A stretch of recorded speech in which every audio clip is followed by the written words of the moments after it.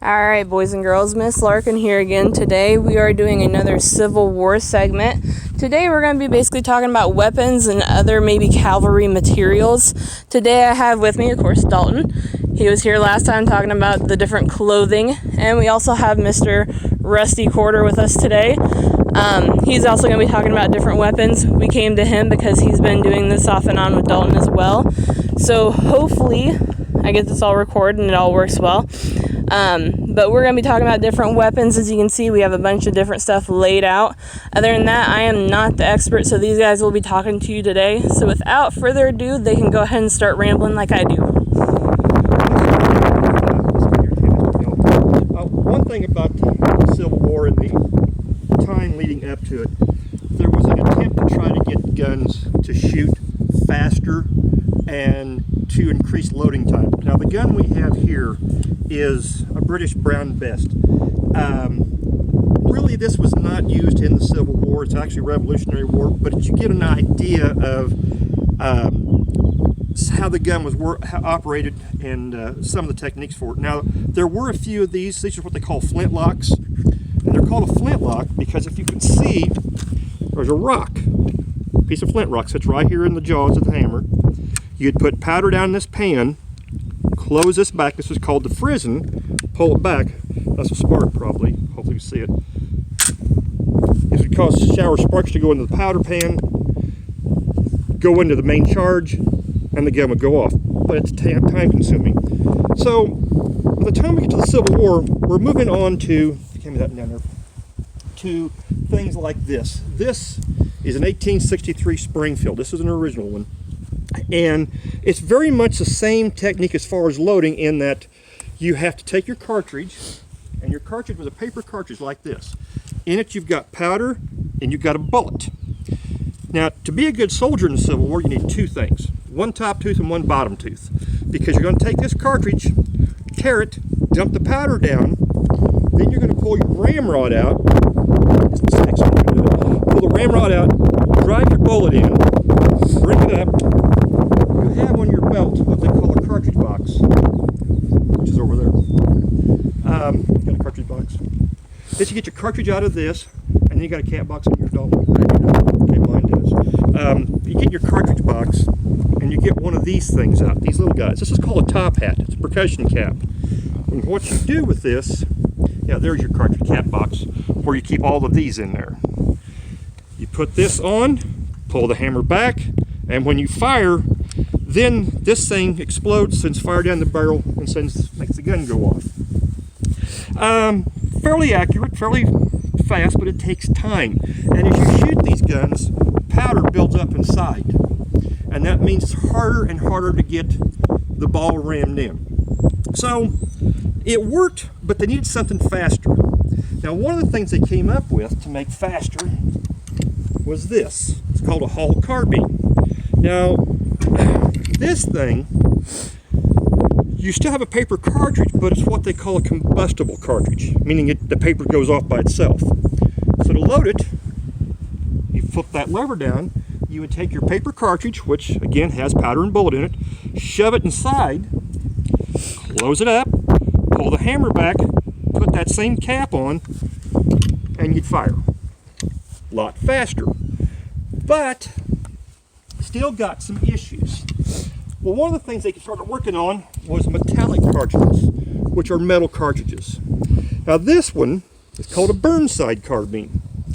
Now it had a tapered cartridge. Unfortunately, we don't have one here to show you, but it had the powder in it, it had the bullet at the end, but it had a hole at the bottom. Now when you loaded it, you kick that up. Now you can see how the block opens up that way. Drop your cartridge in, close it up, put your cap on, and you fire. It was a better improvement over even the Hall rifle in that your powder and your bullet are now encased in metal. Makes it faster to handle, but still not good enough. So one of the other things they came up with was this thing. It's called the Joslin. Now, to load this one, pull it back, kick that over, and you take one of these, very much like our modern bullets today. drop it inside, close it up, and you fire. Not bad, but it's still single shot. So then they came up with this one.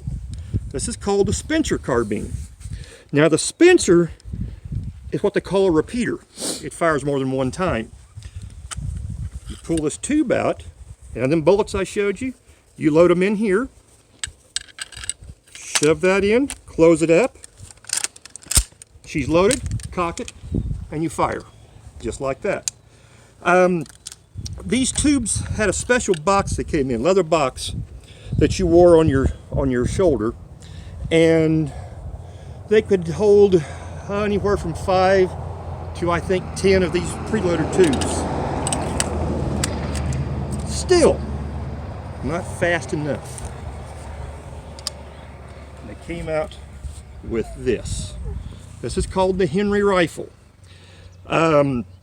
This fired again a modern metallic cartridge, and what made it better was you could go up here, work with the gun. You dropped bullets, cartridges, all the way down here, closed it up. Now all you had to do was, why are you not wanting to work? Is your safety cover on? Safety's on. Naturally, that's what you. Well, that's why the safety's on. Yes. Now you can come up, bang, fire. This was an advanced weapon, but the Army, the United States Army, did not like it. There were a few units that carried it, but most people were afraid that soldiers would waste ammunition. This was actually also the gun the Confederates called that Yankee gun they loaded on Sunday and shot all week. But it was an improvement over everything we've had in the past. Now, I guess we could work. You want to walk through the manual of arms now, how to shoot stuff? Throw me the best since I'll be behind you. Now, what we're going to show you is, I'll stay beside you first. Okay. When the soldiers went into battle, they would go in this tight, shoulders or elbows touching. Now, you would have a line of men stretched out here. Hundreds, thousands of men, just like this, marching towards each other or to a position where the enemy soldiers are at and shooting. At the same time, turn this way. You are approximately, if you're in the second row, there's 2 rows of them. Dalton was down in the first row, I'm down in the second row. We are approximately that far apart when we go into battle. When the order comes to fire, or go ahead and aim, Dalton. Alton comes up and I would come over his shoulder, just like this. This is how we fight in the Civil War. He will fire and I'll fire. It can be where we fire by rank, which would mean all the guys in the front row fire, then all the guys in the back row fire. It can be fired by file, which Dalton and I are considered one file, and you keep going down. Now, one thing about this, when you're in battle, you wanted these long barrels for two reasons. One, it gets it up past the muzzle, past the guy's ear in front of you. Also, this long wood, these barrels get hot. They get so hot you can't hardly hang on to them when you're in battle. But when you're in combat and you're shooting and you're loading, and all of a sudden you're getting kind of panicky, and all of a sudden you back up, and the next thing you know, that gun goes off right in Dalton's ear.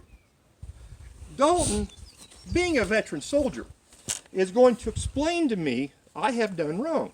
He will pick up his rifle and he'll do that and say, "Step up," at which point I spit my teeth out and I step back up where I belong, and now he's not getting blasted in the ear.